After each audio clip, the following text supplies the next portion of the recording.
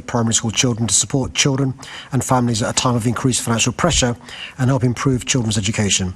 I'm also proud to say that for as long as I am Mayor, this will continue. The government's expansion of the national eligibility criteria to include pupils whose households are on the universal credit is something to celebrate. This is a much more welcome uplift from the current eligibility threshold, a household income of just £7,400 per year, which has excluded many families who are struggling. It rightly recognises that free school lunches not only provide much needed financial relief, but also improve the lives of children and their families, positively influencing health and well-being. This government expansion will mean from September, more pupils from households with universal credit will also benefit, saving more London families up to £500 per child each year. With this expansion of the national eligibility criteria, it's even more important that pupils eligible for the government scheme are registered. Registration secures vital pupil premium funding for schools and ensures families receive the benefits they're entitled to. So it's essential to ensure that all eligible families fill out the necessary forms. City Hall has helped boroughs simplify the process, and councils are now required to have a system in place to ensure all eligible pupils are registered. In London, we're starting to see what a difference this can make. So far, over 9,000 eligible pupils have been identified through this approach.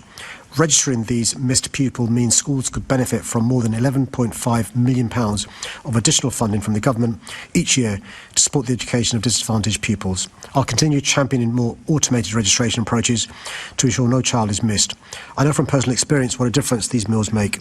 Ensuring that every child in a state-funded primary school has access to a hot, nutritious meal every day is one of my proudest achievements as Mayor.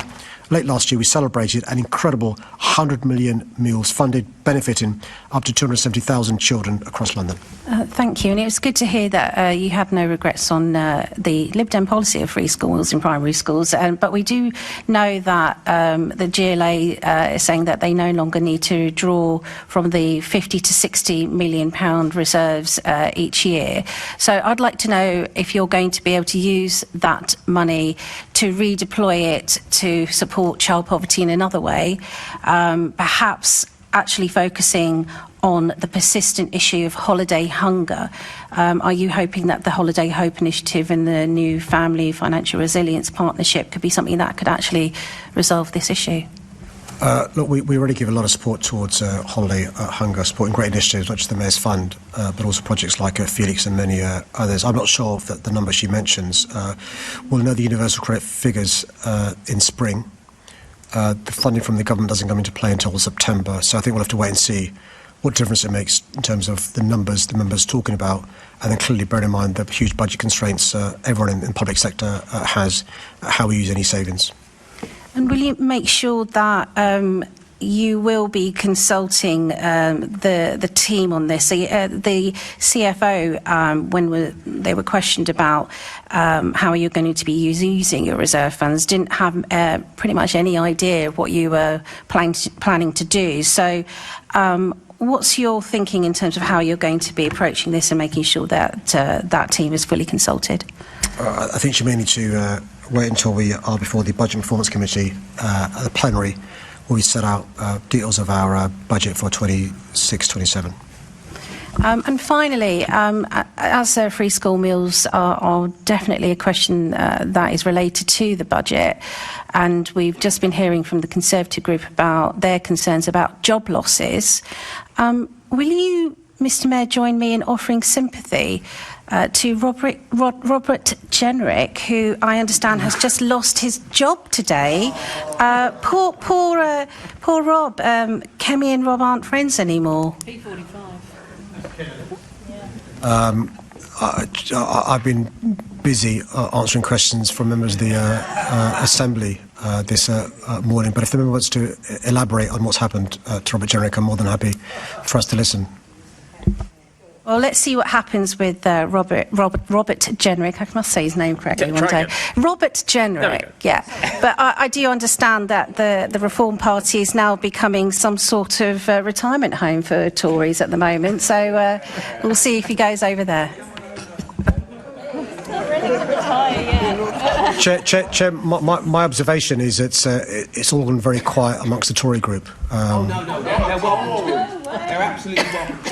No mistake. I'm more than happy to answer any questions from the Tories about Robert Jenrick if they've got any, Chair. Yeah, they're welcome to. We're very much. Was it Mr. Ozempic? Meanwhile, Assemblymember Georges is looking for a Green Party post, I think. Okay, colleagues, shall we continue? Are you finished? Thank you. We're now moving on to the question from Assemblymember Baker, TfL procurement. Can I thank the member for her question? TfL is subject to the Local Government Act 1972, which requires its board-level meetings to be held in public with papers made public in advance. Meetings are also live-streamed for transparency. Only certain materials are exempt from publication, with strict legal requirements to be met if information can't be shared. TfL is committed to transparency and publishes information in line with the Local Government Transparency Code. In terms of TfL's procurement processes, these align with my responsible procurement policy for social value, diversity and sustainability. TfL publishes a huge amount of data on a range of subjects, including contracts, expenditure, how reliable services are, customer satisfaction, journey data and financial performance. The TfL Finance Committee and Programmes and Investment Committee typically approves major procurements. Reports of these decisions are presented to the full board. A summary of the major forthcoming procurements or contract extensions is also presented at the Finance Committee and Programmes and Investment Committee, including significant procurements that will require approval at officer level. Along with the rest of the board, I'll continue to ensure that TfL continues to deliver the world-class transfer system in an open and transparent way, whilst also achieving value for money. Thanks very much, Mr. Mayor, and I absolutely agree that the TfL board is a hugely important layer of the transparency and accountability of Transport for London. I want to ask specifically, several recent TfL contracts have been approved by the Chair's action by the Chair of Finance Committee on the recommendation of TfL officers. Do you think that this generally should be an exception rather than a regular occurrence, so that continues to have that transparency and oversight? Yeah, I think she raises a really important. The member raises a really important issue, and it should be the exception, not the norm. There's a reason why these meetings are held in public, subject to the commercial sensitivities, and the reason why it's better a group of people taking actions rather than an individual. There may be occasions where a deadline falls in between meetings, and what's got to happen is there's advance notice of when an agreement's got to be reached. Colleagues in the committee are able to challenge any decision made by the chair, but also the board has an opportunity to raise issues as well.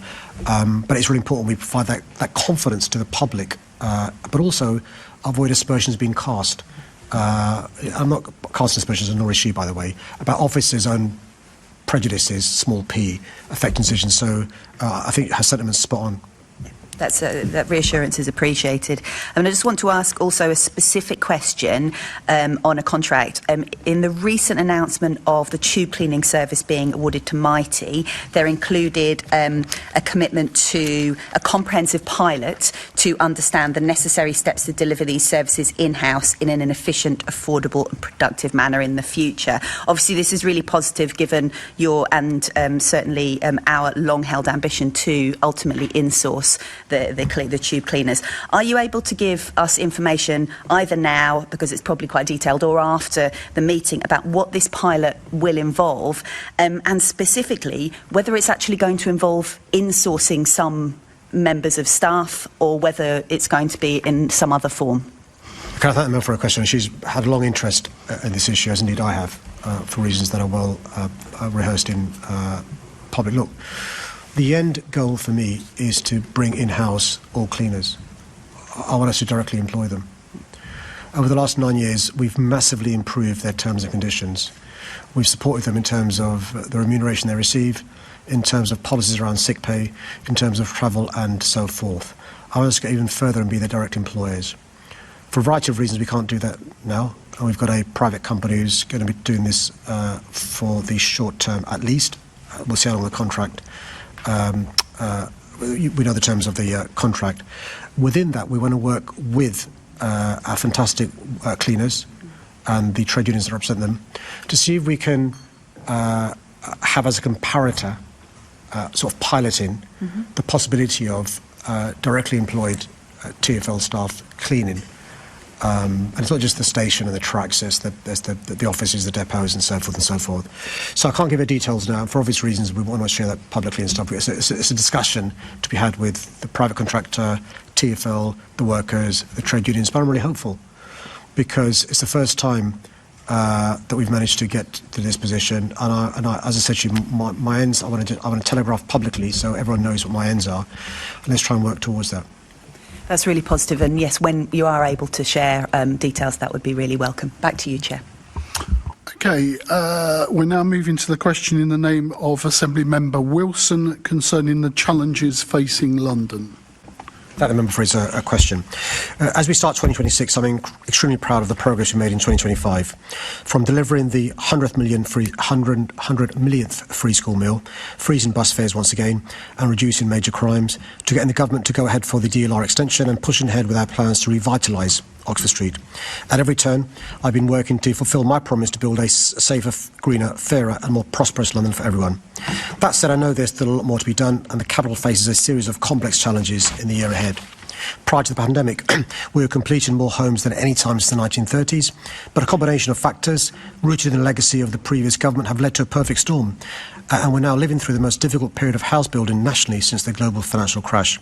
But I'm determined to rise to this challenge.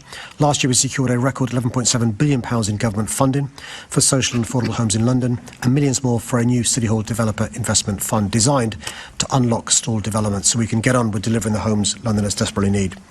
This year we'll also be working to build on the significant progress we've made in reducing crime. Last year we broke records, with London seeing the lowest murder rates since records began per capita, the fewest murders of those aged under 25 this century, and the fewest teenage homicides in almost 3 decades.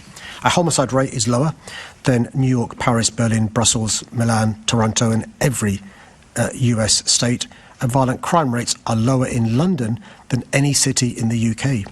According to the ONS, you're less likely to be a victim of violence in London than the rest of England and Wales. These impressive results vindicate our approach by doubling investment in the Met Police Service from City Hall and funding over 500,000 targeted interventions to stay young Londoners away from crime and towards positive opportunities. We've been able to dramatically drive down violence in our city. This is an inconvenient truth for those who have taken to talking down our city at every turn. Taking on these irresponsible politicians and commentators who spread lies and sow division for their own political gain will also be a key challenge for our city in the year to come. Thank you, Mr. Mayor, and can I take this opportunity to wish you a Happy New Year as well.